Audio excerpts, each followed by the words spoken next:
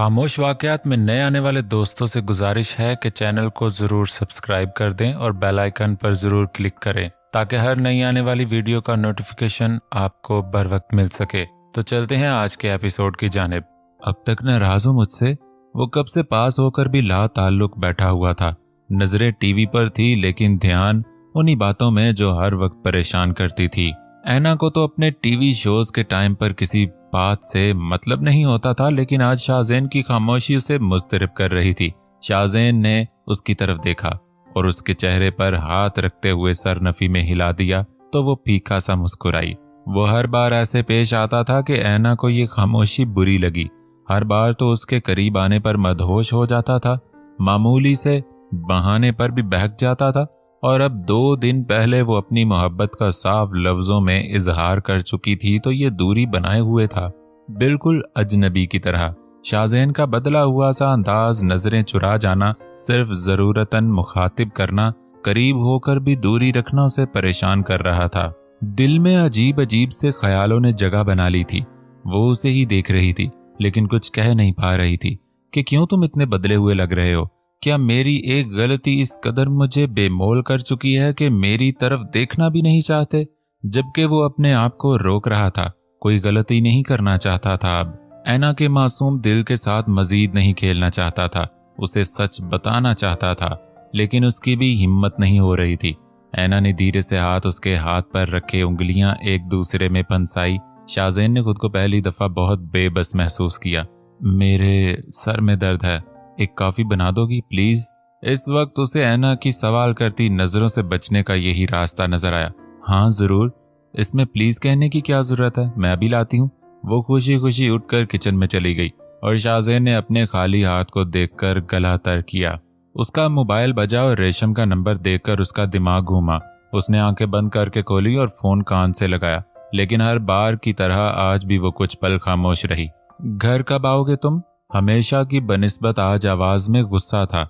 शादी के बाद उसने आज कॉल की थी या करवाई गई थी? जब तक तुम वहां हो तब तक तो नहीं आऊंगा, उसने इत्मीनान से जवाब दिया। बीवी शौहर के घर में ही रहती है, वो कहीं नहीं जाती। रेशम ने दांत पीसते गुस्सा कंट्रोल किया। तुम इसी झूठ के साथ मर जाओगी एक दिन, क्योंकि मेरे जीते जी ये सच नहीं बन सकता। तुम्हारे सोचने से क्या होता है? समाज की नजर में मैं तुम्हारी बीवी हूं और एक दिन तुम्हें ये मानना ही पड़ेगा। शाहज़ैन, तुम्हें सच में लगता है कि मुझे समाज, सोसाइटी, बरादरी, इस सब से कोई गर्ज है? उसने ठहरे हुए लहजे में कहा और रेशम चंद पल खामोश रहकर आईने में अपने अक्स को देखने लगी। एक मौका ही तो मांगा है, कुछ पल बाद धीमी आवाज में कहा। मौका वहां दिया जाता है जहां कोई मतलब हो, मुझे तुमसे कोई मतलब नहीं। उसका सर्द अंदाज रेशम को अंदर तक जला गया। एक बात पूछूं तुमसे? उसने लहजे को नॉर्मल रखा। शाहज़ैन ने आंखें घुमाई, यकीन था कि बहुत खतरनाक गुस्से में है। तुम पैदाइशी पागल हो या किसी जंगली कुत्ते के काटने के बाद ये हाल हो गया?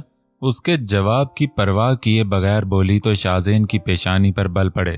तुम्हें किसी बात से, किसी की तकलीफ से कोई फर्क नहीं पड़ता ना? वो फुट पड़ी थी और शाहज़ैन चुप था।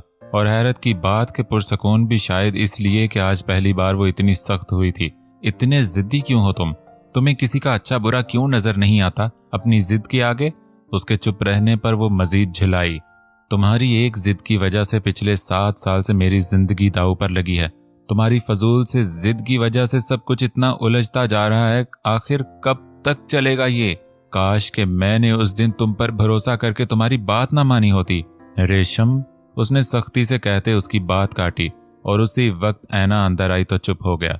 लेकिन उसकी जुबान से रेशम का नाम सुन चुकी थी और एकदम ही उसका चेहरा बदला था। शाहज़ैन नॉर्मल होकर फोन कान से हटा लिया और किसी को मैसेज करने लगा। ऐना ने उसकी तरफ काफी बढ़ाई तो बिना देखे थाम ली। तुम किसी लड़की से बात कर रहे थे? वो उसके करीब बैठते हुए झिझक कर पूछने लगी। वो सर नीचे किए मुस्कुराया और उसे देखा। जेलस? उसके चेहरे के एक्सप्रेशन देखता बोला। नहीं, मैं तो बस यूं ही पूछ रही थी। उसने फौरन सर झुकाया। वो मुस्कुराता दोबारा मोबाइल की तरफ मुतवज्जे हुआ।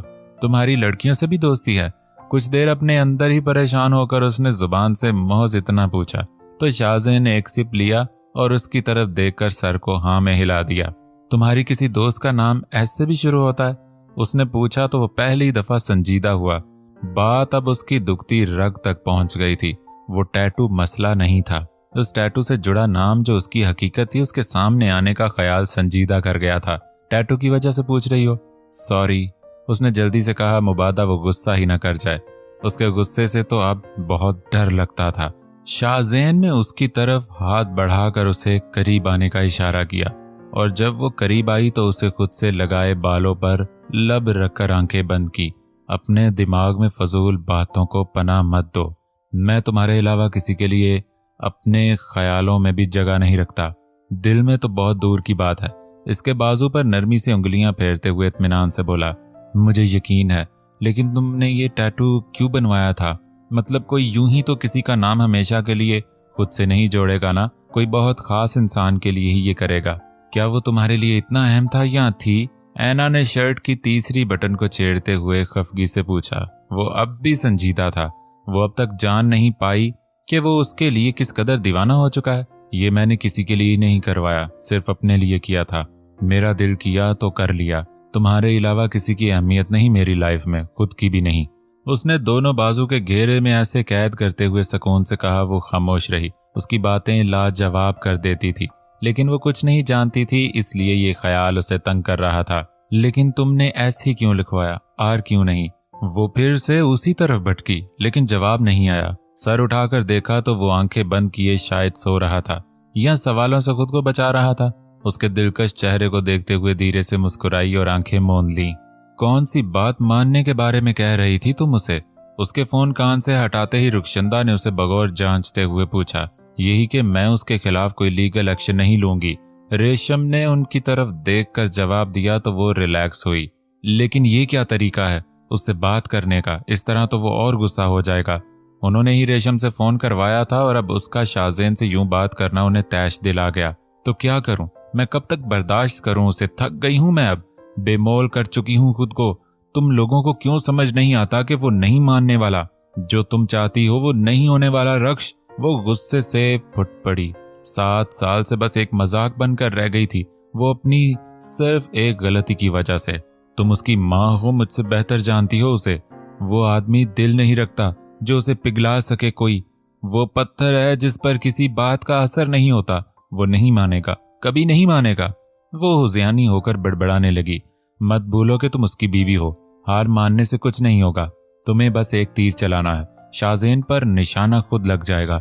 मंजिल दूर नहीं है। एक बार उसे नवाब बनने दो, देखते हैं कैसे तुम्हें बेगम साहब की हैसियत नहीं देता।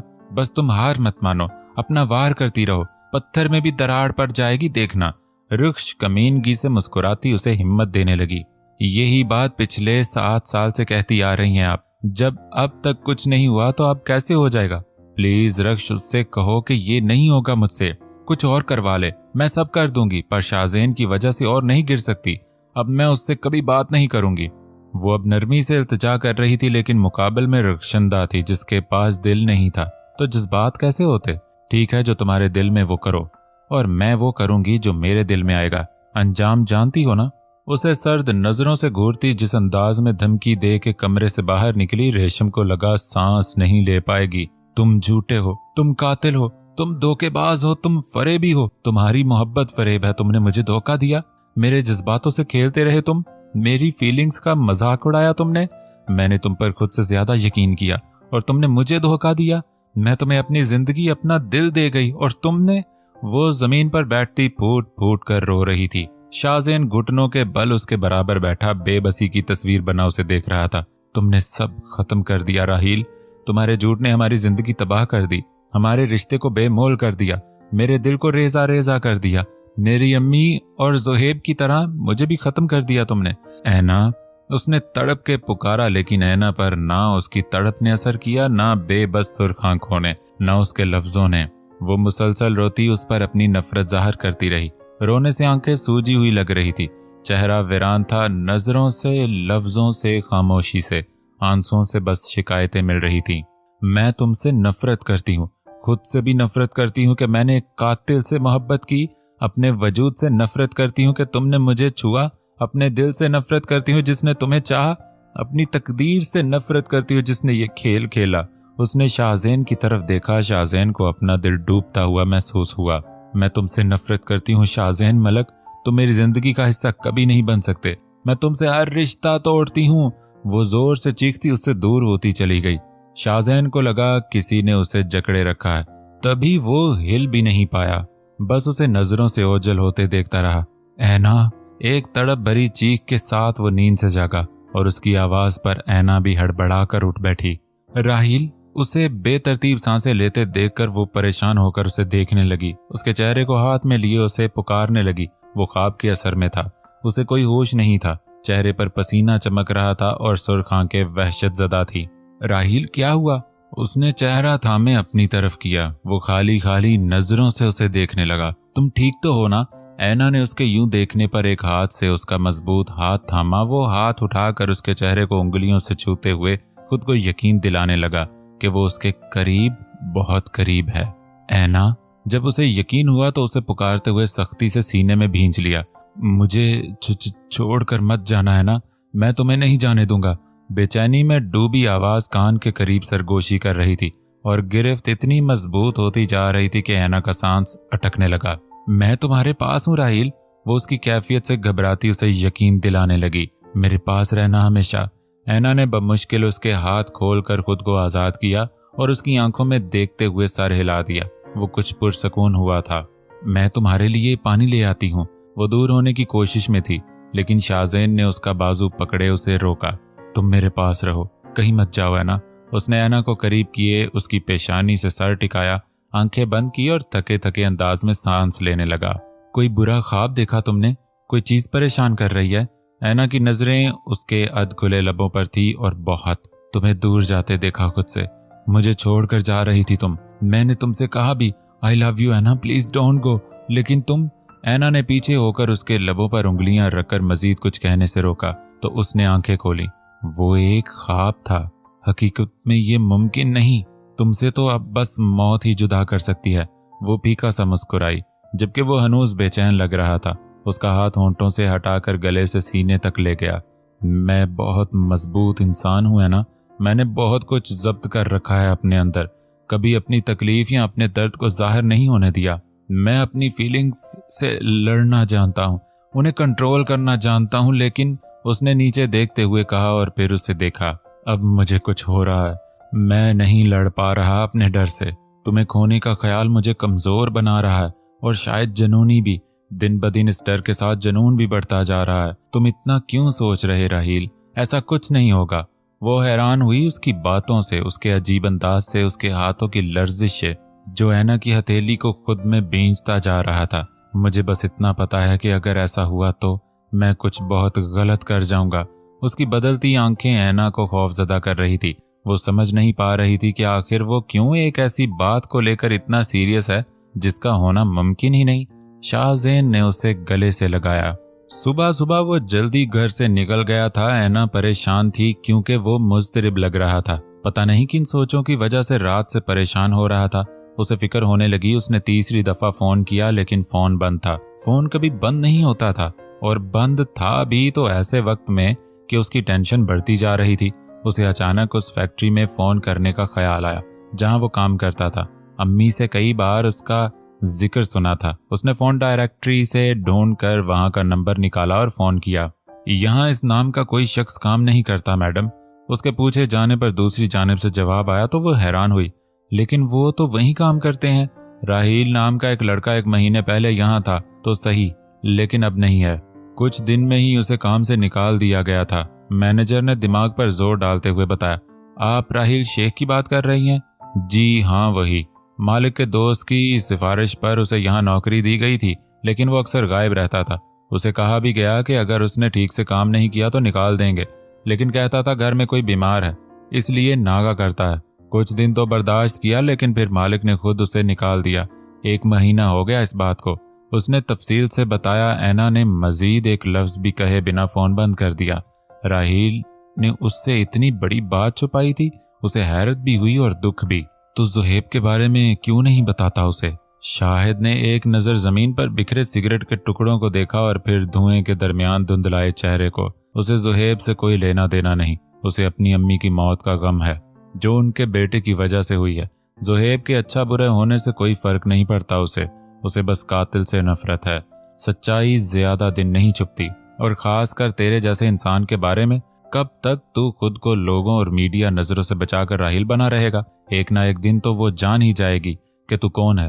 उसके बाद तुझे वजह भी बतानी पड़ेगी। जितना वक्त लगाएगा उतनी मुश्किल बढ़ जाएगी। और सोच, अगर ये बात उसे किसी और से पता चल गई तो क्या होगा।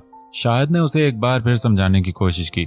कोशिश तो कर रहा हूं लेकिन हिम्मत नहीं हो रही, वो थके थके अंदाज में बोला। तो शाहिद ने तासुफ से सर हिला दिया। ये शाहजेन मलक तो नहीं हो सकता।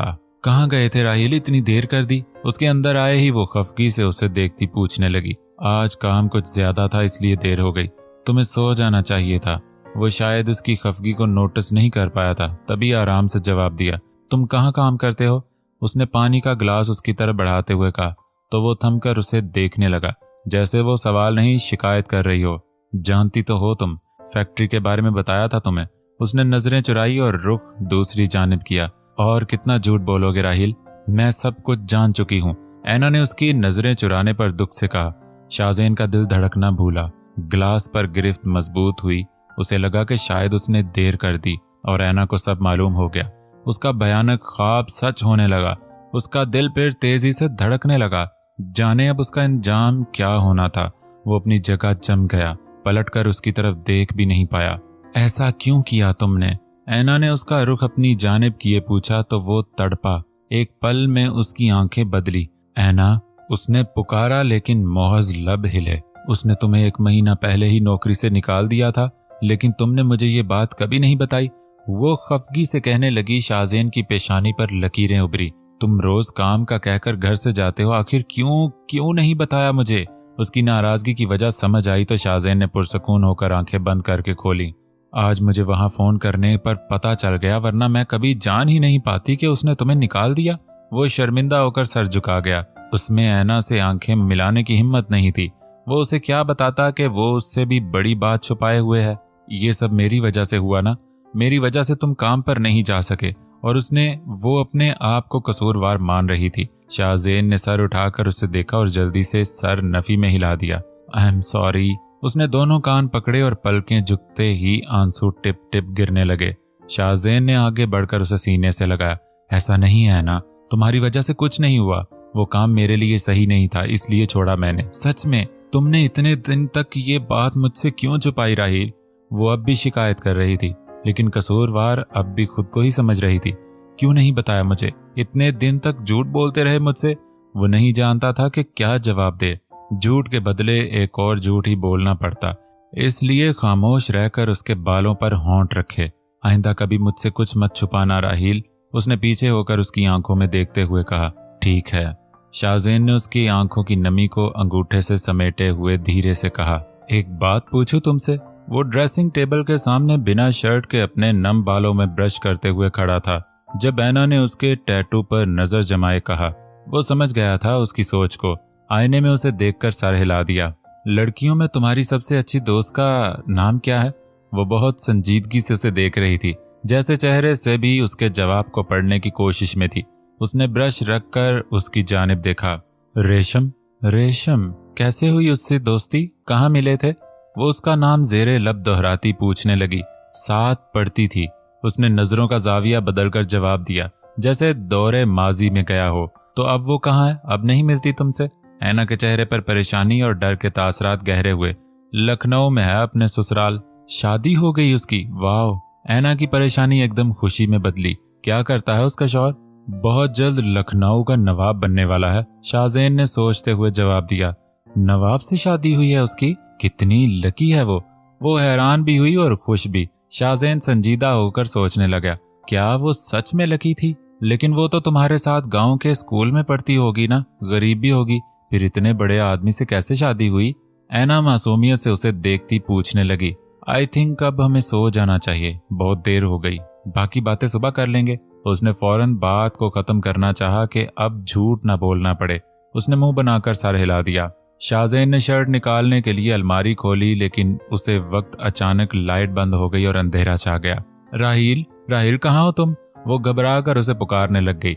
हाँ है ना, मैं यही हूँ। वो फौरन आकर उसके करीब बैठा और हाथ पकड़े अपनी मौजूदगी का एहसास दिलाया। ये लाइट कैसे चली गई अचानक? वो घबरा कर दोनों हाथों से उसका हाथ पकड़ते हुए बोली। आ जाएगी अभी।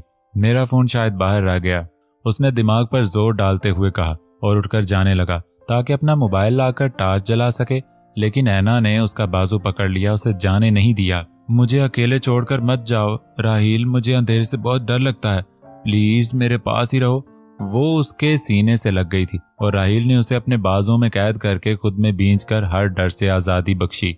वो उसकी धड़कनों को बआसानी सुन सकती थी, खुद को उसके इस कदर करीब महसूस करके, वो भी तब जब वो बिना शर्ट के था। वो उससे फौरन अलग हुई। अलग ही परेशानी थी, वो दूर रहे तो मुश्किल, करीब आए तो दोगुनी मुश्किल। कमरे में छोटी सी खिड़की से आती चांद की मध्यम रोशनी थी जिसमें राहील उसके चेहरे को बहुत गौर से देख रहा था। उसकी नजरों की ताब न लाते हुए ऐना नजरें झुका गई। उसके इस रूप ने राहील को एक पल के लिए मदहोश कर दिया था। वो खुद को रोक नहीं पाया, हर बात भूलकर उसे मोहब्बत से देखने लगा। हाथ आगे करके ऐना की पेशानी से बाल हटाकर वहां अपने होंठ रखे। ऐना ने अपने शर्ट के गले को मजबूती से पकड़ लिया। राहील की सांसें उसके चेहरे पर पड़ती उसकी घबराहट बढ़ा रही थी। उसने अपने गले को तर किया। जब वो पीछे हुआ तो ऐना ने सर मजीद झुका लिया ताकि उसकी नजरों का सामना न करना पड़े। राहील ने उसके कंधे से दुपट्टा धीरे से सरकाते हुए जमीन पर गिरा दिया। उसके कंधे पर झुककर अपने होंठों से छुआ और अगले ही लम्हे उसके होंठों का लम्स अपनी गर्दन पर महसूस करके ऐना की धड़कन ट्रेन की तेजी से चलने लगी। राहील ने उसके गले से हाथ हटाकर अपने हाथों में ले लिया और दरमियान का फासला कम करते हुए उसे करीब किया। वो बहकने लगा, अपने इरादों को भूलकर फिर कमजोर होने लगा। कमरे की खामोशी में उसकी सांसों की आवाज साफ सुनी जा सकती थी। ऐना को अंधेरे का डर भूल गया और एक नए डर ने जगह बनाई कि दिल जिस रफ्तार से धड़क रहा था कहीं फट ना जाए। लेकिन इस दफा उसने शाहज़ैन को रोकने की गलती नहीं की। उसने पीछे होकर एक हाथ से हेयर पिन निकालकर ऐना के बालों को बखेर दिया और उनकी नरमी को हाथ से महसूस करते हुए होंठों पर झुकने लगा तो ऐना ने आंखें बंद कर ली। उसकी आंखें बंद करते ही लाइट ऑन हुई और उस रोशनी ने अंधेरे के साथ शाहज़ैन की मदहोशी को भी तोड़ा। वो शॉक होकर उसकी बंद आंखों को देखने लगा तो कभी उसके कांपते होंठों को। दिमाग ने जज्बात पर बंद बांधने की कोशिश की, लेकिन दिल तेजी से धड़क के बेईमानी पर उकसा रहा था। वो पीछे हुआ और अपने खुश्क गले को तर किया, नजरों का जाविया बदला ताकि खुद पर जब्त रख सके। उसे ऐना को पहले अपने बारे में बताना था, सब कुछ क्लियर करना था, अपने डर को खत्म करके पुरसकून होना था। वो फौरन वहां से उठा और अपनी शर्ट पहनने लगा। ऐना आंखें खोलकर उसे हैरत से देखने लगी। वो तो उसके करीब आकर बेकाबू हो जाता था, कोई चीज उसे डिस्टर्ब नहीं करती थी, और अब इतने करीब आकर दूरी बनाना, वो भी तब जब वो इजहार कर चुकी थी। उसने कोई मजाहमत नहीं की, उसे रोकने की कोशिश नहीं की, फिर क्यों वो मुंह फेरे खड़ा था। एक नई सोच ने ऐना को परेशान किया। वो हैरत और नासमझी से उसकी पुश्त को देखती रही। वो कुछ न जानती थी, सिर्फ ये सोच सकती थी कि वो अब तक इसी दिन वाली नाराजगी पर कायम है। मैं थोड़ी देर के लिए बाहर जा रहा हूँ, तुम सो जाना। उसकी जानिब देखे बगैर सर्द महरी से बोला तो ऐना को मजीद तकलीफ हुई उसके अजनबी अंदाज पर, जबकि वो रूम से बाहर निकल गया बिना एक भी नजर उसकी तरफ डाले। घर पर वापसी तकरीबन आधी रात को हुई। वजह यह थी कि ऐना का सामना न करना पड़े, और जब वो घर पहुंचा तो उसे सोते देखकर सुकून की सांस ली। जमीन पर उसके करीब बैठते हुए उसके चेहरे को देखने लगा। ऐना की आंखों में तकलीफ देखकर, अपने लिए बेयकीनी देखकर उसका दिल डूबा था, लेकिन वो खुद को बेबस महसूस कर रहा था, चाहकर भी उसे बता नहीं पा रहा था। उसने धीरे से झुककर उसकी उंगलियों को होंठों से छुआ, बेहद नरमी से, ताकि उसे महसूस ना हो। उसने कुछ दिन ऐना के साथ दूरी रखी, उसकी तरफ देखने से भी गुरेज किया, उसकी तकलीफ को भी नजरअंदाज किया। उसे खुद को रोकना था, खुद को मजबूत करना था उसे सच बताने के लिए, लेकिन वो मजबूत तो हो नहीं पाया, बल्कि अपने दिल के आगे हार गया, अपने इरादे पर कायम नहीं रह पाया, और अब उसका डर भी बढ़ गया, उसे बेचैन करने लगा। एक एक पल झूठ जहर बनकर दिल में उतरने लगा। लेकिन अब महज बेचैनी ही नहीं बल्कि जुनून में भी इजाफा हो रहा था। ऐना क्या रिएक्ट करेगी, उस डर के साथ एक जिद ने भी जगह बनाई कि किसी भी कीमत पर उसे दूर नहीं होने देगा। लेकिन जिद और जुनून इंसान को अक्सर बहुत मुश्किल मुकाम तक पहुंचा देते हैं, जहां वह खुद को भी तकलीफ देता है और दूसरों को भी।